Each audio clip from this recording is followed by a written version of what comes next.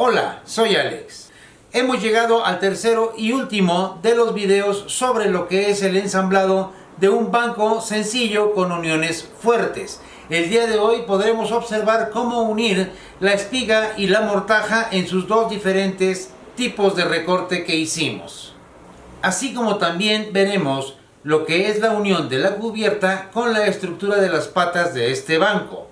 Si te interesa el video, velo hasta el final. Vamos para allá. Algo que es muy importante, si tú todavía no tienes experiencia en la unión de espiga y mortaja, muchas veces se exceden con el pegamento y a la hora de unirlas empieza a chorrear. Este chorreo va a provocar una mancha cuando laquees y esa ya no es posible quitarla, deteriorando tu trabajo.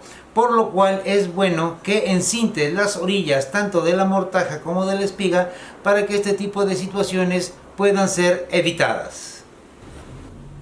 Y una vez que ya tengas todas tus mortajas y espigas preparadas, entonces procedemos a lo que es el pegado de estos. Pon pegamento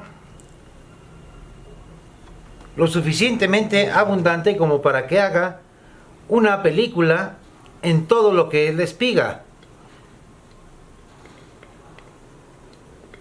Y un par de gotas extras a lo que es tu mortaja. No es necesario que escurra el pegamento.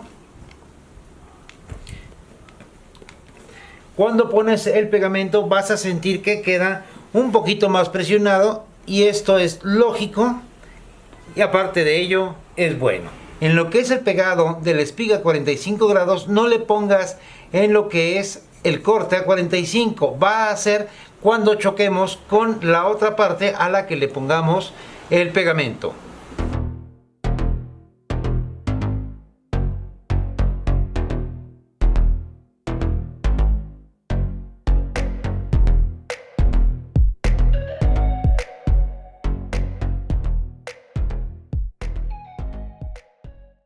Una vez que lo hayas prensado, de todos modos revisa que tu escuadra quede perfecta. Y ahí está.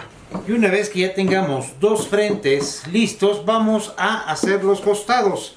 En este caso sí vamos a poner en la espiga a 45 grados pegamento abundante sobre el corte de los 45 grados. Para que al chocar en la parte de adentro queden bien pegados.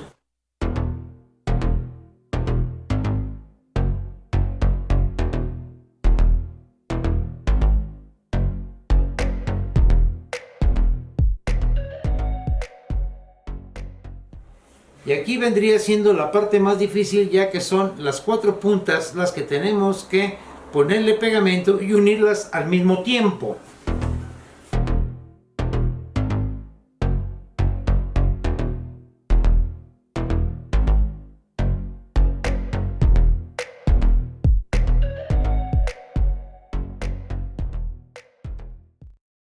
Y una vez que ya tengas prensado todo tu trabajo, asegúrate de que todo está bien escuadrado.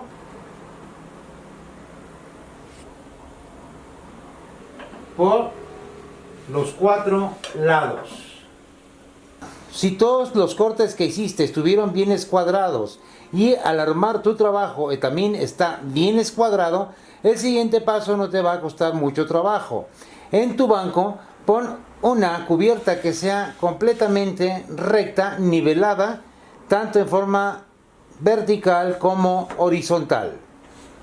Y una vez que ya tengas una base bien nivelada, pon tu trabajo ahí y revisa que la gota de nivel quede exactamente centrada, tanto en las partes centrales de tu trabajo, como son estos, como en la parte superior. Si en algún momento dado la gota no diera exactamente donde debe de ser, lo que pasa aquí, por ejemplo, hacia donde va arriba la gota, es probable que las patas estuviesen más altas de lo debido y habría que recortarlas. Pero no lo hagas con serrucho o con sierra, es mejor hacerlo con lija, ya sea a mano o lijadora de banda, hasta que te dé exactamente el nivel para evitar que pases más allá del corte debido. Y aquí podrás observar la cubierta que hicimos en el video pasado con lengüetas por dentro. Observarás que nuestras líneas están prácticamente rectas unas con las otras. Cuando se unen listones de este tipo, muchas veces se escalonan, haciendo que nuestro trabajo tenga que ser rectificado. En este caso solamente voy a pulir con lija del 80 y quedará listo y bien parejo para seguir trabajando el armado. Y ahora vamos a la última unión de nuestro banco, que es la cubierta de este. En este caso vamos a utilizar solamente lo que es la unión, pero con refuerzos de taquete de 10 milímetros de grosor o 1 centímetro. Si se tratara de unir solamente dos cantos en la misma forma, sería mucho más fácil calcular dónde poner nuestros tarugos. Pero ¿qué es lo que sucede cuando se trata de cantos contra lo que es la cara de una madera? Es muy sencillo. Tomaremos el cálculo exacto de lo que es el centro de nuestra madera y lo alinearemos. Así como en el canto, lo que es la línea a lo largo de este exactamente en el centro. Y así podremos tener exactamente los puntos donde queremos nuestros tarugos. ¿Y cómo podemos alinear lo que son cantos contra la cara? Es muy sencillo. Una vez que tengamos estas líneas ya listas, vamos a poner con lápiz, no con pluma, porque aquí marcando va a ser más difícil borrarlo, tanto en el exterior como en el interior de nuestra madera. Y ahorita vas a observar por qué. Vamos a hacer la fabricación de una guía muy sencilla, que parece una pequeña caja de regalo, la cual tiene por medida, en este caso, 5 centímetros de largo, tiene 1,5 centímetros de ancho o 15 milímetros, pero es exactamente del mismo grosor de esta madera, que fue uno de los desperdicios que salió al cortar este tipo de tablitas. Es exactamente lo que necesitamos para podernos guiar y hacer una perforación perfecta. Esta guía a mí me llevó más o menos como entre 5 y 7 minutos hacerla. Haces el recorte, alineas exactamente tu centro hasta los laterales en esta forma, y si tú tienes una broca como esta con punta para madera, es ideal para poder hacer la perforación, ya que nada más nos va a servir de guía. Si no tuvieras esta, haz tu primer punto con un clavo y posteriormente con una broca haces la perforación. Y preparamos nuestro banco poniendo lo que es la cubierta en la parte baja y las patas en la parte alta, y marcamos todos nuestros cantos de la madera, tanto por fuera como por dentro, para tener el grosor del canto dibujado en lo que es la cubierta de nuestro banco. Una vez que tengamos eso, en donde pusimos las pequeñas líneas, vamos a poner solamente un poquito para con escuadra hacer nuestro cruce. Y antes de desmontar las patas de lo que es la cubierta, debemos de tener un punto de referencia para evitar que nos equivoquemos a la hora de montar. Será esta pata, y pondré aquí una línea para saber que esta va en esta orilla. Una vez que tengamos ya nuestras líneas, buscamos el centro de estas para poder alinearnos exactamente donde necesitamos el cruce.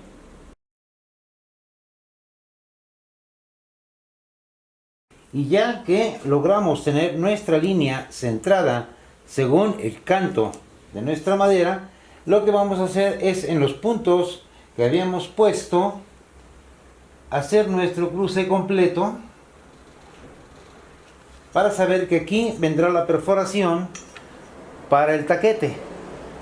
Y ya que tenemos nuestro cruce con nuestra pequeña guía, lo que vamos a hacer es hacer que nuestras 4 líneas coincidan con las 4 líneas que tenemos dibujadas en donde va a llevar la perforación.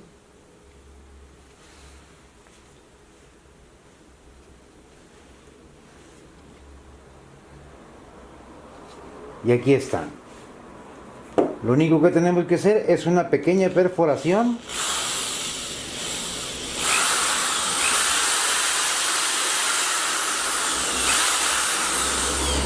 Y aquí ya tenemos la guía para poder hacer una perforación más grande. Así lo haré en los 4 puntos.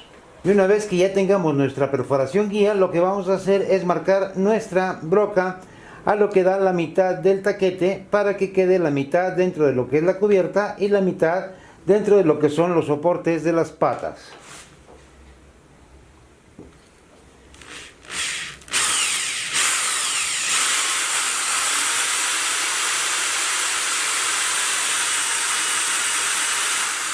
Y una vez que hemos logrado hacer todas las perforaciones, lo que tenemos que hacer antes de pegar es probar que nuestro banco sí concuerde tanto las patas como la cubierta, recordando que tenemos una pata guía.